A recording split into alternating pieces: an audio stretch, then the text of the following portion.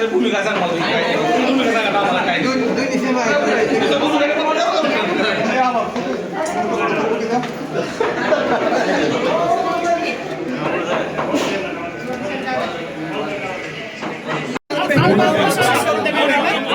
Bulb आडवा लावा bulb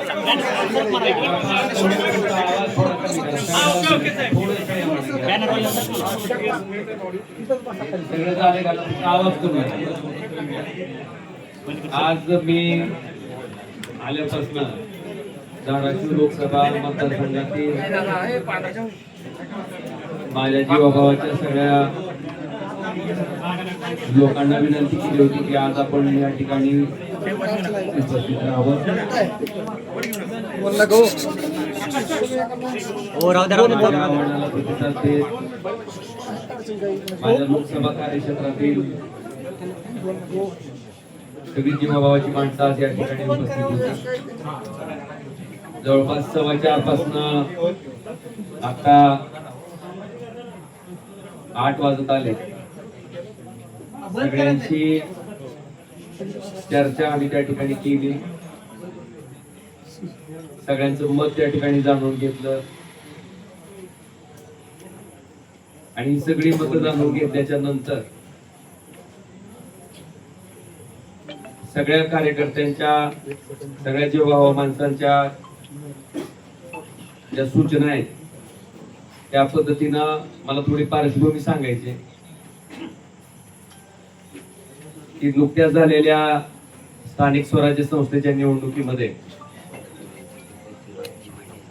सगळे कार्यकर्ते त्या ठिकाणी लढत असताना सुद्धा जर धाराशिव लोकसभा मतदारसंघाचा आपण विचार केला तर एकाही पंचायत समितीमध्ये नगरपालिकेमध्ये त्या ठिकाणी आम्हाला यश मिळू शकलं नाही. अनेक सामान्य कार्यकर्ते, अतिशय चांगल्या पद्धतीने काम करणारे कार्यकर्ते सुद्धा या निवडणुकीत अतिशय वाईट पद्धतीने त्या ठिकाणी पराभूत झाले. मी असेल, आमचे सगळे सहकारी असतील, आम्ही 24 तास मधला 24 तास वेळ सामान्य माणसासाठी, सामान्य लोकांसाठी, त्याच्या समस्येसाठी द्यायचं काम आम्ही प्रामाणिकपणे केलंय आणि याचे साक्षीदार सगळे सर्वसामान्य माणसं आहेत. आपल्या सगळ्याच्या माहितीसाठी आमचा कार्यकर्ता, आम्ही कधी कामात कमी पडलोच नाही. लोकांच्या समस्या सोडवण्यात आम्ही कधी कमी पडलो नाही. पण दुर्दैवानं सत्तेमुळं त्या ठिकाणी आम्हाला या पराभवाला सामोरं जावं लागलं. मला आपल्याला अतिशय प्रामाणिकपणे सांगायचंय की सामान्य माणसाच्या कामासाठी खरं तर इथं आम्ही लोकप्रतिनिधी म्हणून बसलेलो आहे. सामान्य माणसाच्या अक्षरशः ट्रान्सफॉर्मरला सुद्धा त्या ठिकाणी अडचणी येत होत्या. आज सगळ्यांच्या माध्यमातून त्या ठिकाणी मी निर्णय घेतलाय की शिवसेना पक्षात त्या ठिकाणी आम्ही जाणार आहे.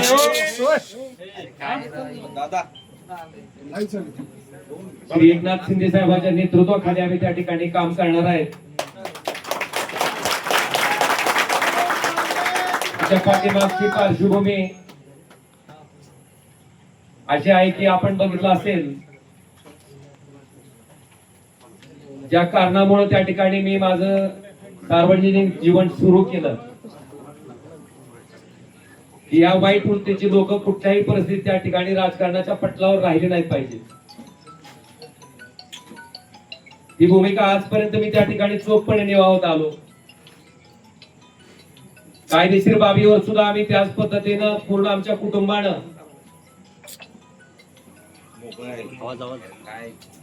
महाराष्ट्र पोलीस जे तपास करत होते, कळंबोली पोलीस स्टेशन जे तपास करत होते, ते दबावाखाली करतंय आणि इथून आम्हाला न्याय मिळू शकत नाही. म्हणून हा तपास सीबीआय कडे वर्ग करावा अशी मागणी, अशी याचिका हायकोर्टात केल्याच्या नंतर या हत्याकांडाचा तपास त्या ठिकाणी सीबीआय कडे वर्ग झाला. 20 वर्ष अविरतपणे न्यायालयीन प्रक्रिया चालली. फार मोठ्या अपेक्षा आमच्या कुटुंबाला त्या निकालातनं होत्या. मेरिटवर निकाल येईल अशी अपेक्षा होती, पण दुर्दैवानं जो काही निकाल आला त्याच्यामध्ये सन्माननीय न्यायालय म्हणतंय की राजकीय वैमनस्य होतं, तेही मान्य करतंय. कुठल्याही हत्याकांडामध्ये उद्देश मोटिव्ह फार महत्वाचा असतो, तेही न्यायालय मान्य करतंय. पण दुर्दैवानं कळंबोली पोलीस स्टेशनच्या तपासाला त्या ठिकाणी बेस करून मला वाटतं ज्या पद्धतीचा निकाल आला तो अतिशय दुर्दैवी होता. आणि अशा पद्धतीनं या निकालाचं दुःख, कारण ज्या दिवशी राजेसाहेब गेले त्या दिवशीचं जे दुःख होतं तशाच पद्धतीचं दुःख आमच्या पूर्ण कुटुंबाला काल सहन करावं लागलं. मला वाटतं ह्याच्यामध्ये एक माणूस त्या ठिकाणी सक्षमपणे आमच्या पाठीशी उभा होता आणि त्यांनाही ते पटलेलं नव्हतं.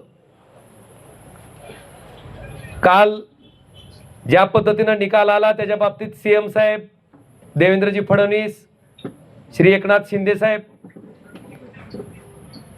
यांच्याशी माझं बोलणं झालं. त्यांनी अमित शहा साहेबांबरोबरही माझं बोलणं करून दिलं. आम्ही त्यांना इतकीच विनंती केली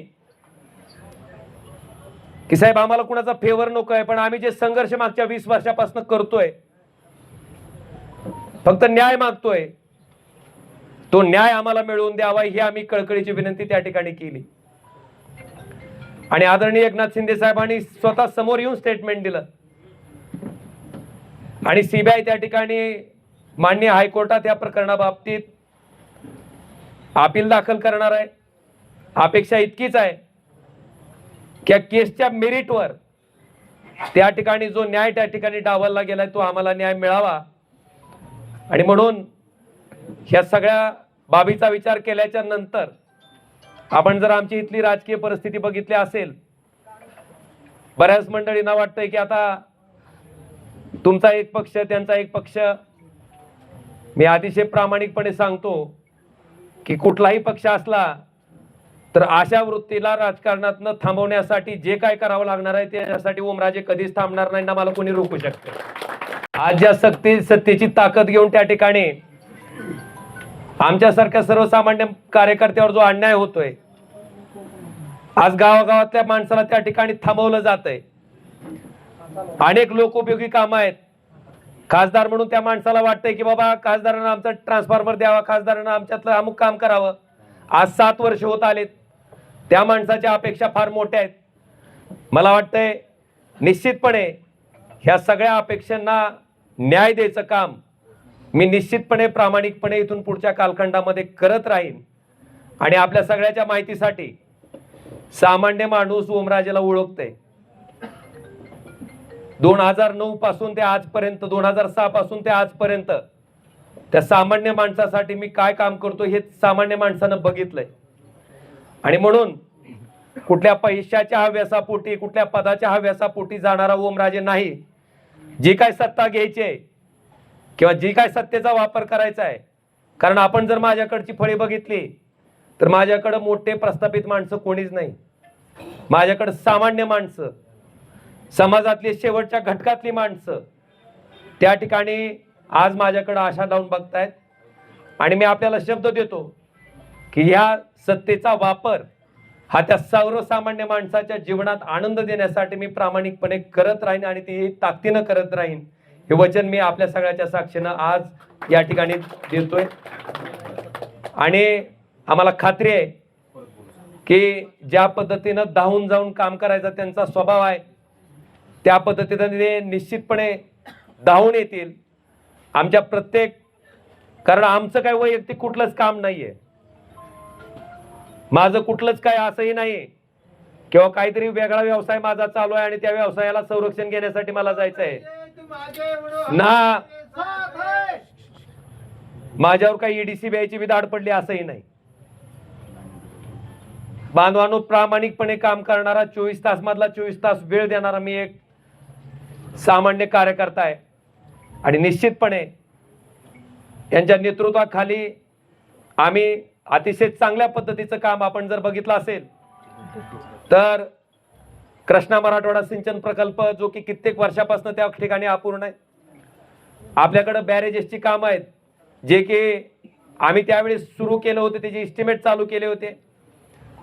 मला वाटतंय ह्या सत्तेचा उपयोग कशा पद्धतीने केला जाऊ शकतो हे निश्चितपणे आम्ही धाराशिव लोकसभा मतदारसंघातील जनतेला चांगल्या पद्धतीने त्या ठिकाणी राबवून, नुसत्या घोषणा नाहीत तर त्या राबवून अतिशय चांगल्या पद्धतीनं दाखवून देऊ, हेही वचन मी आजच्या या पत्रकार परिषदेच्या निमित्तानं देतो. आणि निश्चितपणे आदरणीय उद्धवजी, आदरणीय आदित्यजी, बाळासाहेब यांचा सगळ्यांचा मला प्रचंड स्नेह लाभला, त्यांचे आशीर्वाद लाभले, त्यांचं प्रेम लाभलेलं आहे. मला वाटतंय माझ्या मनात, माझ्या तोंडात कधीही कुणाबद्दलही वाईट शब्द कधी आलेला नाही, येणारही नाही. आणि मी मगाशी आमच्या सगळ्या सैनिकांना सुद्धा सगळ्यांना सांगितलं की एकही शब्द भले कुठल्याही प्रकारची कशाही प्रकारची कमेंट पुढं न आली तर मला वाटतंय मातोश्रीबद्दल आपल्याकडनं एकही शब्द जायला नको, ही मी विनंती सगळ्या आमच्या कार्यकर्त्यांना केलेली आहे. मी त्यांचंही मनापासून आभार व्यक्त करतो. पुढचा जो राजकीय प्रवास आहे हा राजकीय प्रवास सर्वसामान्य माणसाच्या जीवनात आनंदाचे क्षण आणण्यासाठी, त्याला सुखाचे क्षण देण्यासाठी मी कायमस्वरूपी अविरतपणे जसा आधी काम करत आलोय त्याच पद्धतीनं अविरतपणे त्यांच्यासाठी काम करत राहीन, हेही वचन देतो. अमित शहांची चर्चा केली असं सांगितलं एकनाथ शिंदे साहेबांनी बोलणं करून दिलं. उद्धव ठाकरेंची आपली काही चर्चा झाली का, त्यांच्याशी काय बोललात का, किंवा आपण भविष्यात कधी त्यांच्या काय म्हणले? अमित भाई शहांशी आपण चर्चा केली फोनवरून, एकनाथ शिंदे साहेबांनी आपल्याला फोनवरून चर्चा करून दिली असं बोललात. उद्धव ठाकरेंची काही चर्चा आपली झाली का या संदर्भात, या सगळ्या निर्णयाच्या अनुषंगाने, आणि भविष्यात काय होईल का? कुठल्या कशाबद्दल म्हणताय? या निर्णयाबाबत उद्धव ठाकरेंना आपण मला वाटतंय आता एक लक्षात घ्या, माझी जी काय भूमिका होती, मी ज्या पद्धतीने ठरवलं होतं, मी ज्या पद्धतीने सांगितलं होतं त्या पद्धतीने मी आपल्या सगळ्याच्या समक्ष मांडलेली आहे. आणि माझी आपल्याला इतकीच विनंती आहे की आम्ही काय बोललेलो असेल तर निश्चितपणे तुम्ही त्याची बातमी करा, त्याच्याबद्दल काही दुमत नाही. पण न बोललेल्याही बातम्या त्या ठिकाणी चालवल्या जातात आणि विनाकारण कुणाबद्दलही गैरसमज त्या ठिकाणी निर्माण केले जातात. तर फक्त तेवढ्या गोष्टी घडून येत.